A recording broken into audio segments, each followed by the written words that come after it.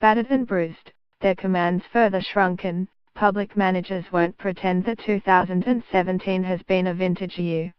All roads lead back to austerity and the gradual chipping away at the size and significance of government. This Tory project has succeeded. Warm words in Theresa May's election manifesto were instantly forgotten after the general election. 1 million jobs have gone from the public sector since 2010, and public employment, at 17% of total UK employment, is at its lowest since the Second World War. The rush to fill the cavities opened by Brexit does nothing to counteract the effects of successive budgets from George Osborne and Philip Hammond. However mean, spending cuts aren't the public sector's principal problem.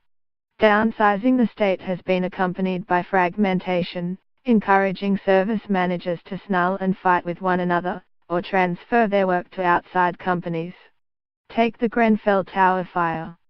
First responders were magnificent, and the follow-up, especially with regard to the psychological consequences for residents, showed NHS staff at their best. But Grenfell also exhibited the disjointed, uncommunicative nature of public services and the effects of outsourcing and arm's-length management. We're as far away as ever from public services that really focus on individuals, let alone households or communities. Work and pensions pass the welfare buck to underfunded councils, who are in turn suspicious if not downright hostile to the NHS. Fire officers' connections with local authority housing departments are haphazard, with no one looking at emergency services in the round. Council, trust and agency budgets are jealously demarcated and protected.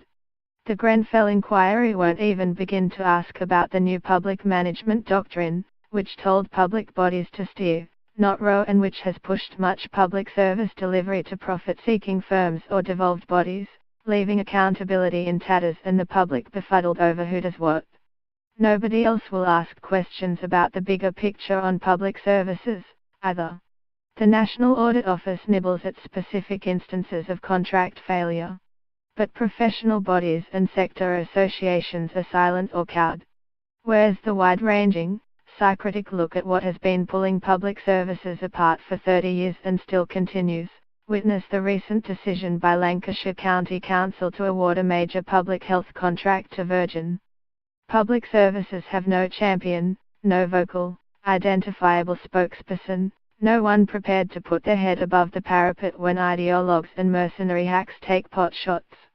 The Cabinet Secretary, Sir Jeremy Haywood, is hardly a commanding presence in Whitehall, let alone in the wider public sphere. He spends his time running a fractious, Brexit-fixated cabinet for which the welfare of the nation, was long ago neglected in the cause of preserving the Tory party.